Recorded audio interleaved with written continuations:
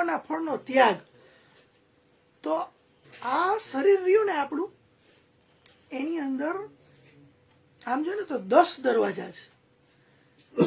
એ 10 દરવાજા એટલે આમ ફાકા કહી શકીએ એને, કે જ્યાંથી બધી વસ્તુ અંદર ઘરે. એમાં 9 રહ્યા ને ઈ દેખાય છે ને, 1 રહ્યો ને જી ઈ દેખાતો નથી. જેમ કે અત્યારે તમે ગણતરી કરો ને, એટલે 2 આંખ છે, 2 નાક છે, 2 કાન, 1 મોઢું, 1 જનેન્દ્રિય અને 1 મળત્યાગ ગુદામાર, અને 1 આપણી માથાનો ભાગ છે ને એમાં ચોટલી રાખે બધા, ખબર છે, શિખા કહેવાય એને. એની નીચે આવે બ્રહ્મરથ, સહસ્ત્રાલ કહેવાય એને. આ બધા દરવાજા છે શરીરના. હવે તમે એને વિસ્તૃત રીતે સમજો ને, આંખ જોવાનું કામ કરે છે તો સમજી ગયા તમે, પણ આંખ રહી ને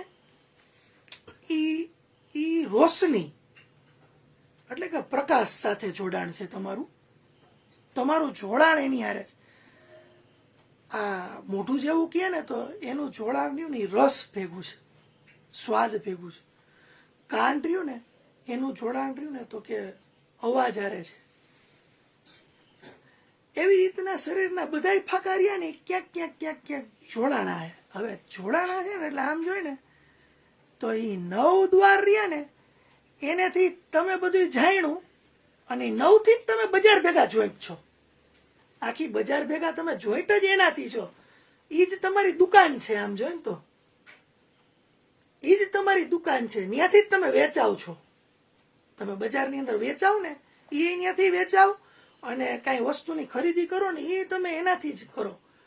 એટલે 9 ફાકા રહ્યા ને જી એના બધાયના હું કામ છે.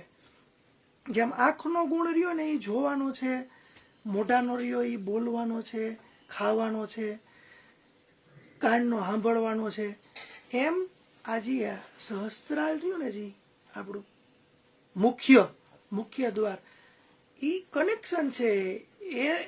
એનું કનેક્શન રહ્યું ને એ પરમાત્મા ભેગું છે. ત્યાંથી જ ઈશ્વરનો સાક્ષાત્કાર તમને થશે. ત્યાંથી જ થાય. કઈ રીતે? એ સહસ્ત્રાલ રહ્યું ને એને ખોલીને કે સમજણ તમારી અંદર આવે ક્યાંથી? તો કે 2 વસ્તુથી આવે. બાપુએ કીધું ધ્યાનથી એક આવે.